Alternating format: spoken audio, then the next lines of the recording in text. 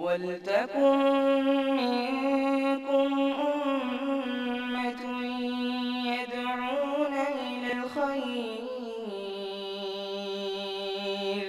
وَيَأْمُرُونَ بِالْمَعْرُوفِ وَيَنْهَوْنَ عَنِ الْمُنكَرِ وَأُولَٰئِكَ هُمُ الْمُفْلِحُونَ.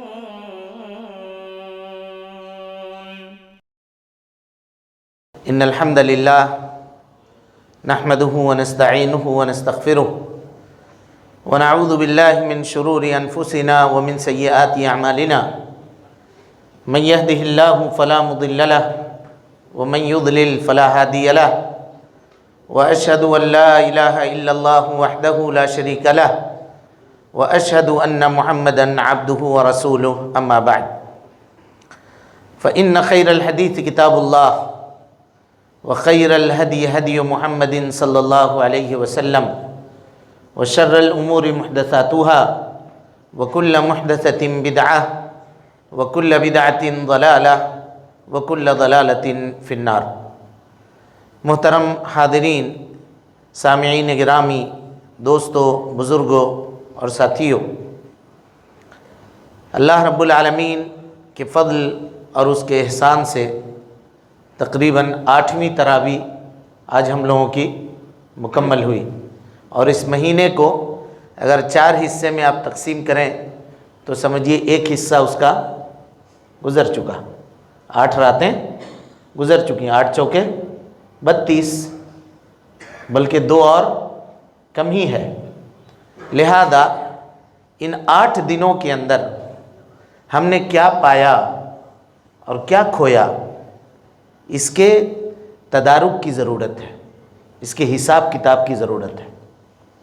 ٹھیک ہے، اگر ان 8 دنوں کے اندر ہم نے اس مہینے کے حق کو ادا کیا ہے تو اللہ رب العالمین کا بہت بہت شکریہ، اور اللہ رب العالمین کی حمد و تعریف اور اس کی تسبیح بیان کیجئے، اس کا شکریہ ادا کیجئے.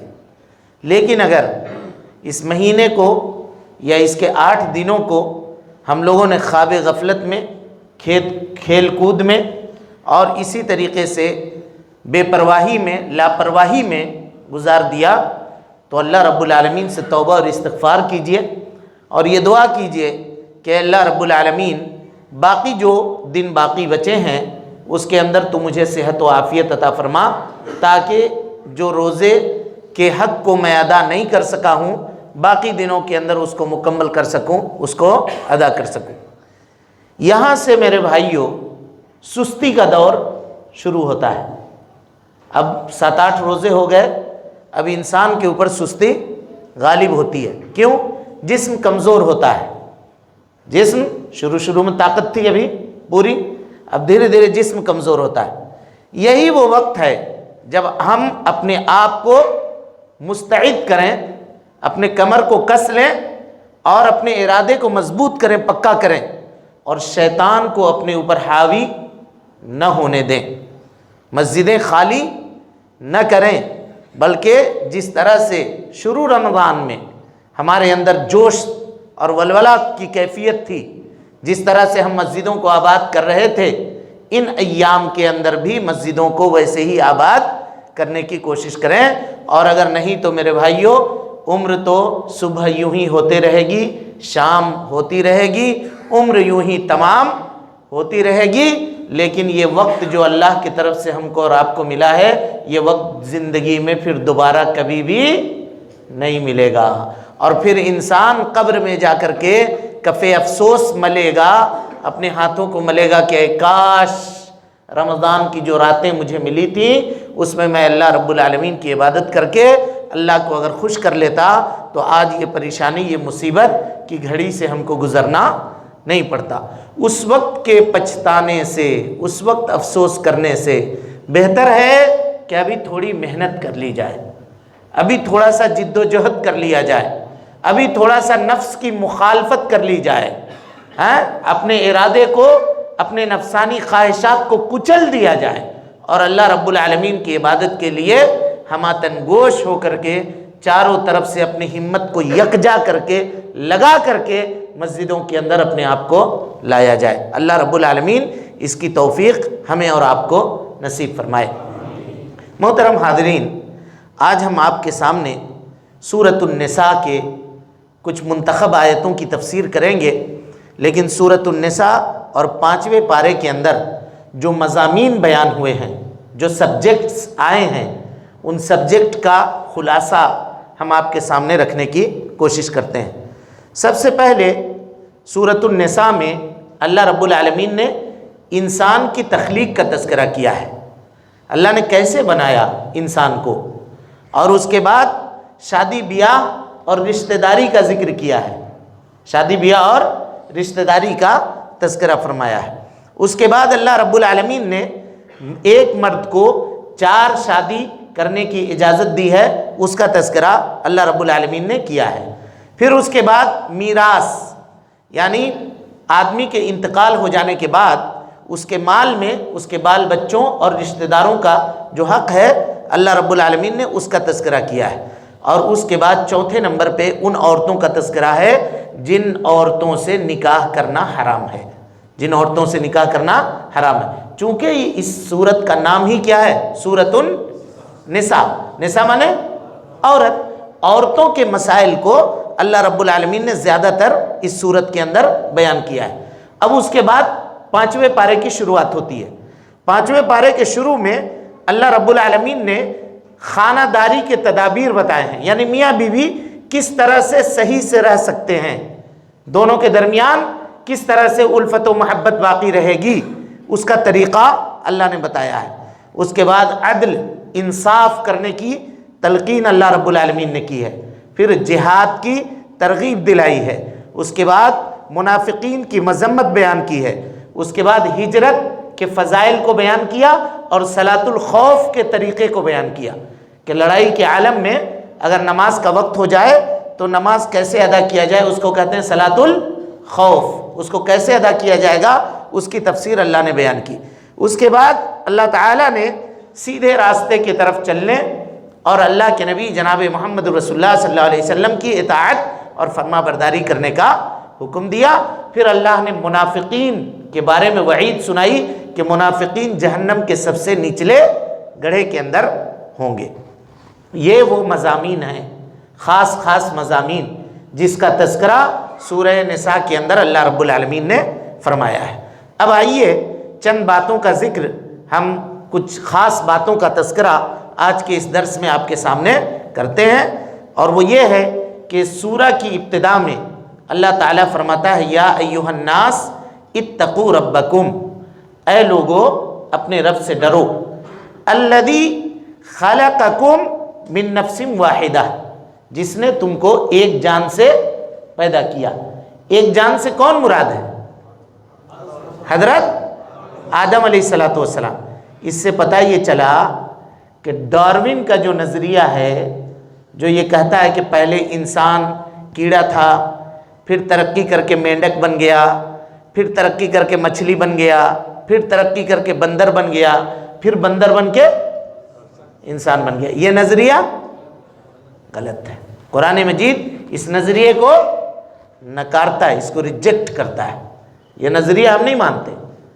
بعض لوگ، بعض مسلمان بھی اس کو مانتے ہیں، اس کو کہتے ہیں سلسلہ ارتقاء، انسان کے سلسلہ۔ تو بھائی ارتقاء اگر کسی چیز میں چلتی ہے تو اس کو چلتے رہنا چاہیے کہ رک جانا چاہیے؟ بولیے، تو انسان ترقی کر کے مشین کیوں نہیں بن جا رہا ہے؟ اگر کیڑا سے اتنا بڑا انسان بن سکتا ہے، بندر سے اتنا اچھا انسان، خوبصورت انسان بن سکتا ہے، تو اور ترقی کر کے اس کو اور آگے کچھ اور بن جانا چاہیے، ہوائی جہاز بن جانا چاہیے، اڑنے والا، پر نکل جانا چاہیے اس کو، ہے کہ نہیں؟ اتنا ٹکٹ خرچ کرنے کی اور سفر کرنے کی کیا ضرورت ہے؟ کیوں نہیں ہو رہا ہے؟ کوئی پوچھے، ان سے سوال کرے۔ یہ سب بیکار کی باتیں ہیں، فضول کی باتیں ہیں۔ قرآن کی طرف پلٹیے، اللہ کہتا ہے خلقکم من نفس واحدہ، تم کو میں نے ایک جان سے پیدا کیا، وخلق منہا زوجہا، اور انہی میں سے ان کا جوڑا ہم نے بنایا حضرت حوا علیہ السلام کو، وبث منہما رجالا کثیرا ونساء، اور اسی ایک مرد سے، ایک عورت سے اللہ رب العالمین نے بہت سارے مردوں کو، عورتوں کو دنیا کے اندر پھیلا دیا۔ ہم سب کے سب حضرت آدم علیہ السلام اور حضرت حوا علیہ السلام کے اولاد ہیں۔ وَبَثَّ مِنْهُمَا رِجَالًا كَثِيرًا وَنِسَاءً۔ اس کے بعد اللہ کہتا ہے وَاتَّقُوا اللَّهَ الَّذِي تَسَاءَلُونَ بِهِ وَالْأَرْحَامَ۔ اللہ رب العالمین سے ڈرو اور رشتہ داری کو کاٹنے سے ڈرو، رشتہ داری کو کاٹنے سے ڈرو۔ غور کیجئے، رحم عربی زبان میں رشتہ داری کو کیا کہتے ہیں؟ رحم۔ اور رحم اس جگہ کو کہتے ہیں جہاں بچے کی پرورش ہوتی ہے، ماں کے پیٹ میں، اس کو کیا کہتے ہیں؟ رحم مادر۔ یعنی رشتہ داری کا تعلق انسان کے پیدائش سے ہے، اس کو کوئی کاٹ نہیں سکتا۔ اور اللہ رب العالمین نے فرمایا کہ میں رحمان ہوں۔ اللہ کیا ہے؟ رحمان ہے، اور اس نے اپنے نام سے رحم کو نکالا ہے، یعنی رشتہ داری کو نکالا ہے۔ من قطعہا، جو اس کو کاٹے گا اللہ تعالیٰ اس کو کاٹ دے گا۔ ومن وصلہا، اور جو رشتہ داری کو جوڑے گا اللہ رب العالمین اس کو کیا کرے گا؟ جوڑ دے گا۔ آج کے اس زمانے میں جہاں انسان کو خود اپنے لیے وقت نہیں ہے، اپنے لیے وقت نہیں ہے، ایسے اس زمانے میں رشتہ داری کی کوئی اہمیت ہماری اور آپ کی نگاہ میں نہیں رہ گئی۔ چھوٹی چھوٹی باتوں کے اوپر ہماری رشتہ داریاں ٹوٹ جاتی ہیں۔ شادی بیاہ کا موقع آتا ہے، خود سے میرے گھر میں کارڈ دینے کے لیے کیوں نہیں آئے؟ رکا، واٹس ایپ پہ بھیجوا دیا، جاؤ ہم تمہاری شادی میں نہیں جائیں گے۔ شادی میں ہم کو آگے نہیں بٹھایا، پیچھے کرسی میں بٹھا دیا۔ ہم کھا رہے تھے تو ہمارے کھانے میں ایک بوٹی آئی، تم دیکھے نہیں آ کر کے۔ ہم کو ہڈی والی بوٹی نہیں ملی تو یہ والی بوٹی نہیں ملی۔ اس مسئلے پہ رشتہ داریاں کیا ہوتی ہیں؟ کٹ ہو جاتی ہیں۔ لوگ ایک دوسرے سے بات چیت کرنا بند کر دیتے ہیں، ایک دوسرے سے ملاقات کرنا بند کر دیتے ہیں۔ اللہ کے نبی جناب محمد رسول اللہ صلی اللہ علیہ وسلم نے فرمایا کہ جو آدمی یہ چاہتا ہے کہ اس کے روزی میں برکت ہو، غور سے سنیے حدیث، جو چاہتا ہے کہ اس کی روزی میں برکت ہو، جو چاہتا ہے کہ اس کے گناہ معاف ہو جائیں، جو آدمی یہ چاہتا ہے کہ اس کے عمر میں اضافہ ہو، اس کو چاہیے کہ وہ رشتہ داری کو جوڑے، اس کو چاہیے کہ رشتہ داری کو جوڑے۔ آج ہم لوگ جس زمانے میں جی رہے ہیں، اللہ اکبر، کئی جنازہ دیکھا جس میں 50 آدمی تک نہیں حاضر ہوئے۔ پوچھا کہ بھائی کیا بات ہے، تمہارے کوئی رشتہ دار نہیں آئے؟ کہا ابا کی کسی سے بنتی نہیں تھی تو ہم لوگوں نے کسی سے تعلق ہی نہیں رکھا۔ بتائیے، ایک آدمی 60 سال 70 سال تک زندگی دنیا میں گزارے اور اس کے جنازے میں 50 آدمی بھی نہیں آئے، یہ کتنی افسوس کی بات ہے، کتنے رونے کا مقام ہے۔ ہم کس دور میں جی رہے ہیں اور کیسے جی رہے ہیں، اس کا اندازہ لگانے کی ضرورت ہے۔ میرے بھائیوں، رشتہ داری کو جوڑیے، رشتہ داری کو کبھی بھی توڑنے کی کوشش نہ کیجیے۔ اللہ رب العالمین نے فرمایا کہ رشتے کو میں نے اپنے نام سے نکالا ہے، جو رشتے کو جوڑے گا میں اس کو جوڑوں گا، اور جو رشتے کو کاٹے گا میں اس کو اپنی رحمت سے کاٹ دوں گا۔ آج جو لوگ اللہ رب العالمین کی رحمت سے اس قدر دور ہوتے جا رہے ہیں اور اس قدر پریشان ہیں، کہیں ایسا تو نہیں کہ یہ رشتہ داری کو توڑنے کا نتیجہ ہے؟ اس کے اوپر غور کرنے کی ضرورت ہے۔ اس کے بعد اللہ رب العالمین یتیموں کے بارے میں حسن سلوک کرنے کا حکم دیتا ہے۔ یتیم ہے کون؟ کہ وہ آدمی جو ابھی بلوغت کو نہیں پہنچا ہے اور اس کے والد کا انتقال ہو گیا، وہ کیا ہے؟ یتیم۔ لیکن اگر وہ بالغ ہو گیا تو اس کے بعد پھر یتیم نہیں ہے، یتیم نہیں ہے۔ گزشتہ زمانے میں ہوتا یہ تھا کہ جو یتیم کی کفالت کرتا تھا، دیکھ ریکھ کرتا تھا، وہ کیا کرتا تھا؟ اس کے مال کو قبضہ کر لیتا تھا، اور اگر یتیم بچی ہے، کوئی خوبصورت ہے، مالدار ہے، تو اس کے مال کو ہڑپنے کے لیے اس سے شادی کر لیتا تھا اور اس کے مال کو لے لیتا تھا اور اس کے حقوق کی ادائیگی نہیں کرتا تھا، کیونکہ اس کے سر کے اوپر کسی کا ہاتھ نہیں ہے۔ اس بچی کو کوئی دیکھ ریکھ کرنے والا نہیں ہے، شادی کے نام پر اس کا مال ہڑپ لیتا اور اس کے حقوق کی ادائیگی نہیں کرتا۔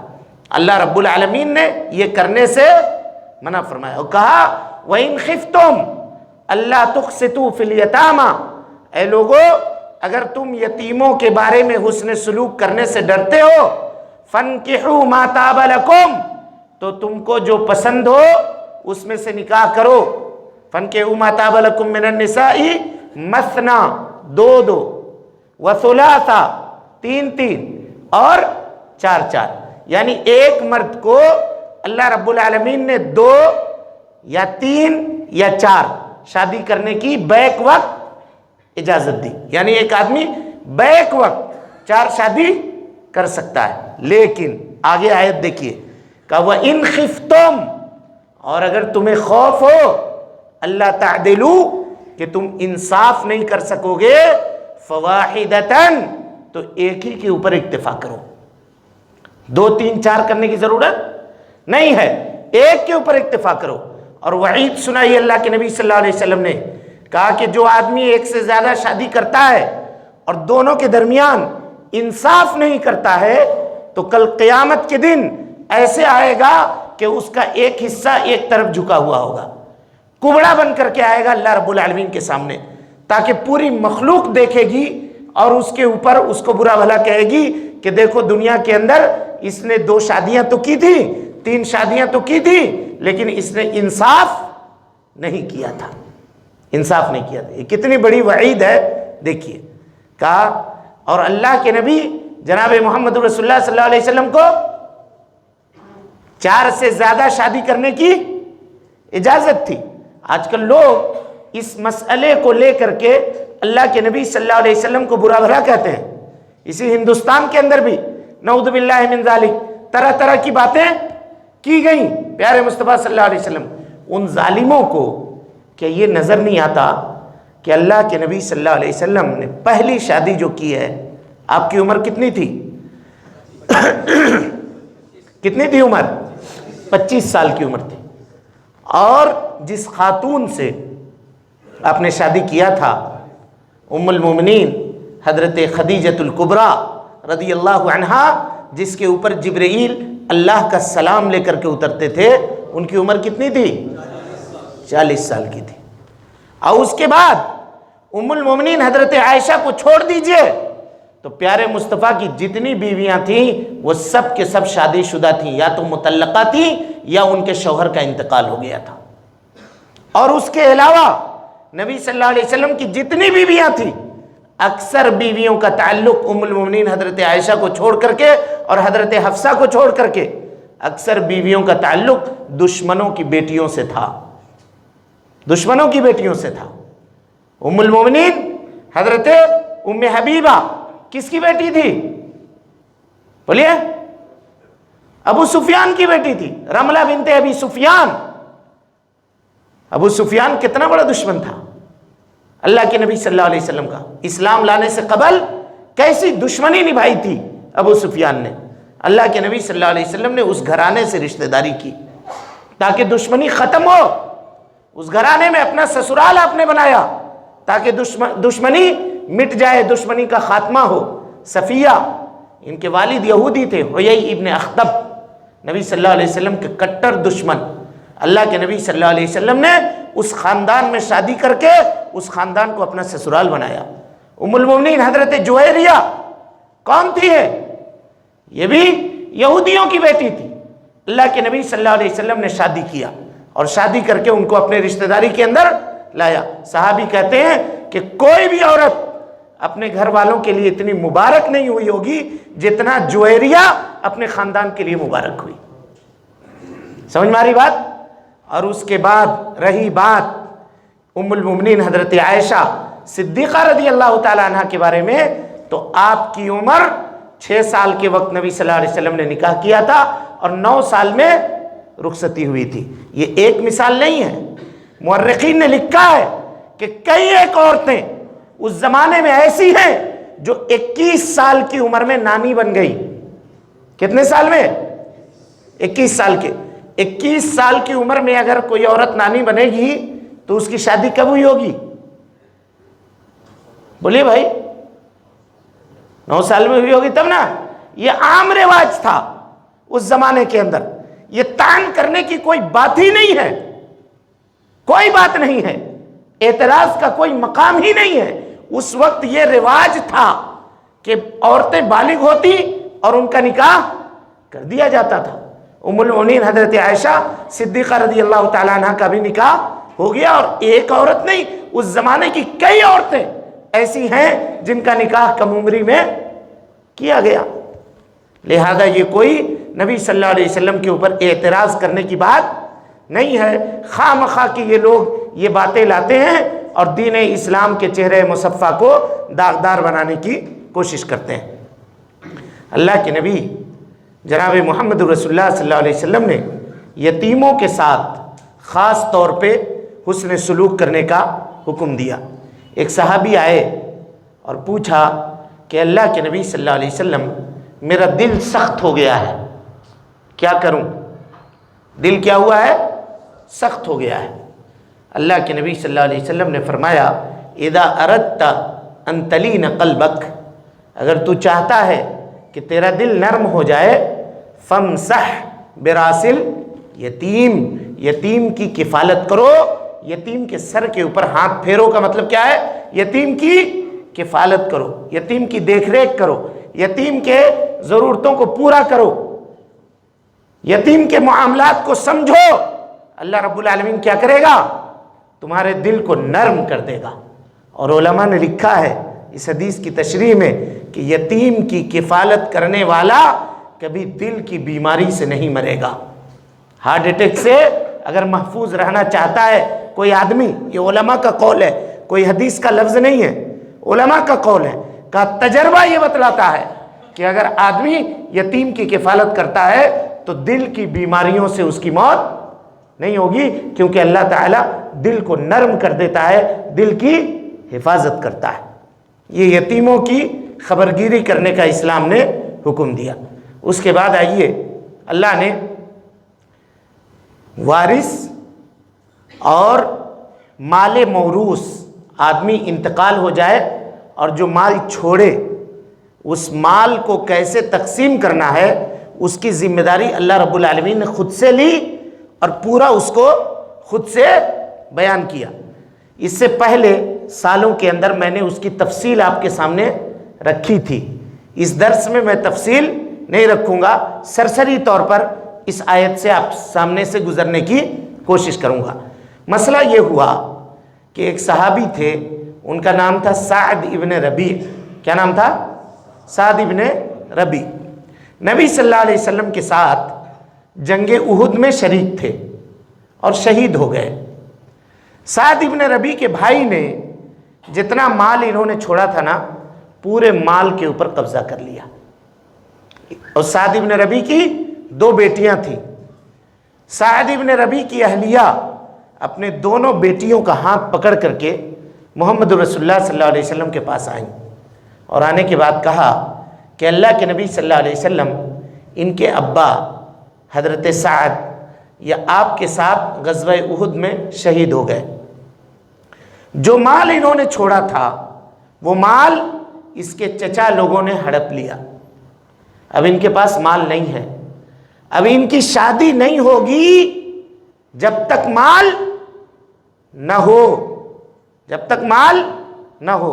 اس سے استدلال کر کے کچھ لوگ کہتے ہیں کہ بچی کی شادی میں مال بولیے خرچ کر سکتے ہیں، اس سے استدلال کرتے ہیں۔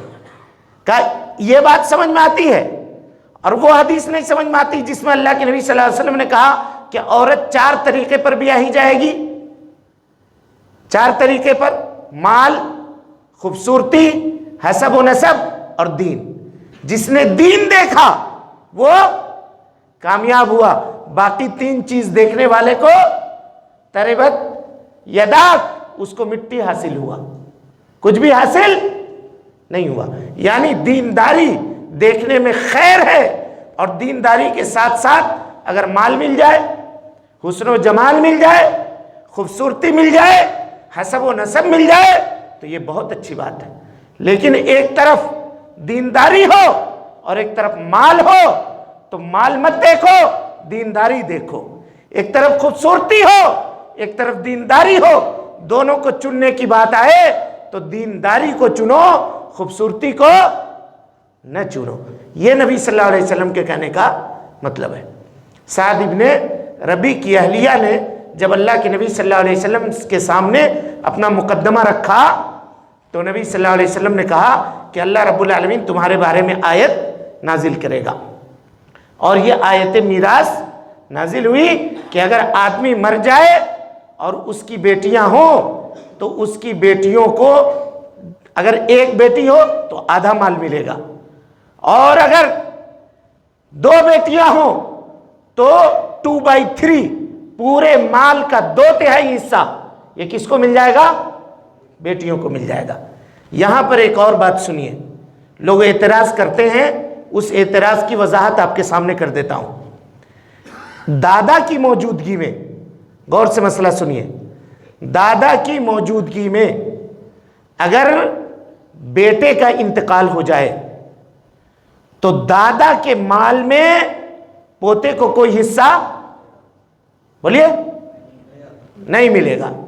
دادا کی موجودگی میں اگر دادا کے بیٹے کا انتقال ہو گیا تو پوتا پوتی کو کچھ بھی نہیں ملے گا۔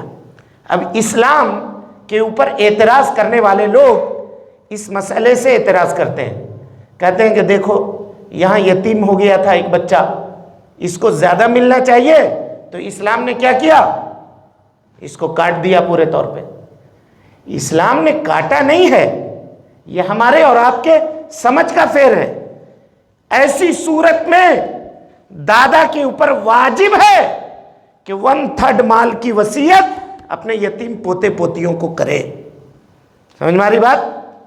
اگر اس کے باپ زندہ ہوتے تو ایسی صورت میں اس کو مال کم ملتا، لیکن اگر یتیم ہے تو 1/3 مال اگر دادا چاہتا ہے تو اپنے یتیم پوتے پوتیوں کو وصیت کر سکتا ہے۔ کتب علیکم اذا حضر احدکم الموت ان ترک خیرا الوصیہ، کا وصیت کر دے 1/3 مال میں سے۔ سمجھ میں آ رہی بات؟ لہذا اسلام کا کوئی بھی قانون ایسا نہیں ہے جس کے اوپر ظلم ہو یا کسی کے اوپر زیادتی ہو۔ اور اس کے بعد آخری بات بتا کر کے بات کو ختم کرتے ہیں کہ کچھ عورتیں آئی اللہ کے نبی صلی اللہ علیہ وسلم کے پاس اور کہا کہ اللہ کے نبی صلی اللہ علیہ وسلم، مرد جہاد میں جاتے ہیں، مرد کماتے ہیں، ان کے پاس مال ہے، ہمارے پاس تو مال نہیں ہے، ہم جہاد میں بھی نہیں جاتے ہیں، تو ہم کو تو ان کے برابر درجہ نہیں ملے گا، ہم کو ان کے برابر درجہ چاہیے۔ تو اللہ رب العالمین نے آیت نازل کی، کہا وَلَا تَتَمَنَّوْا مَا فَضَّلَ اللَّهُ بِهِ بَعْضَكُمْ عَلَى بَعْضٍ، تم میں کا بعض یہ تمنا نہ کرے اللہ رب العالمین نے بعض کو جو فضیلت عطا کی ہے، یعنی کوئی عورت یہ تمنا نہ کرے کہ وہ مرد کے برابر شانہ بشانہ ہو جائے۔ اللہ رب العالمین نے تمنا کرنے سے منع کیا ہے، اور جو بالکل شانہ بشانہ چلتی ہو، مرد کے مقام پہ آتی ہو اور گھر کی ذمہ داری، خرچ کی ذمہ داری، مال کی ذمہ داری اپنے سر کے اوپر لیتی ہو، اس عورت کے بارے میں آپ کیا کہہ سکتے ہیں؟ اسی کو اللہ رب العالمین نے قرآن مجید کی اس آیت میں بیان کیا، کہا وَلَا تُؤْتُوا السُّفَهَاءَ أَمْوَالَكُمْ، بے وقوفوں کو اپنا مال مت دو۔ وَلَا تُؤْتُوا السُّفَهَاءَ أَمْوَالَكُمْ، بے وقوفوں کو اپنا مال مت دو۔ بے وقوف سے مراد کون لوگ ہیں؟ اس میں علماء کے چند اقوال ہیں۔ پہلا قول یہ ہے کہ بے وقوف سے مراد وہ یتیم ہے جو ابھی چھوٹا بچہ ہے، اس کو معلوم نہیں کہ مال میں کیسے خرچ کریں گے۔ پیسہ اگر اس کو پکڑا دیجئے 10,000 روپے، صبح سے شام تک دوستوں میں جا کر کے کیا کرے گا؟ پیسہ اڑا دے گا، برباد کر دے گا، اس لیے اس کو مال نہ دو۔ اور علماء نے لکھا کہ بے وقوف سے مراد یہاں آدمی کی بیوی بھی ہے، آدمی کی بیوی بھی ہے۔ حضرت عبداللہ ابن عباس کہتے ہیں، غور سے سنیے گا، کہا کہ کوئی بھی آدمی اپنی بیوی کو اپنی آمدنی نہ بتلائے، اپنی آمدنی نہ بتلائے کہ میں کتنا کماتا ہوں، یہ نہ بتلائے۔ کہا کیوں؟ کہ اس لیے کہ اگر آمدنی تمہاری کم ہوگی تو وہ تمہاری عزت نہیں کرے گی۔ کتنی بڑی بات ہے، غور کیجئے۔ اور اگر آمدنی تمہاری زیادہ ہوگی تو اس کی ضروریت بڑھ جائے گی، ضروریات بڑھ جائیں گے، مطالبہ بہت کرے گی۔ آج یہ دلاؤ، کل وہ دلاؤ، آج یہ سننا دلاؤ، کل وہ چاندی دلاؤ، آج یہ کپڑے لاؤ، کل وہ کپڑے لاؤ، طرح طرح کے مطالبات کرے گی۔ کہا اس کی جو ضرورت ہے اتنا ضرورت اس کو دے دو۔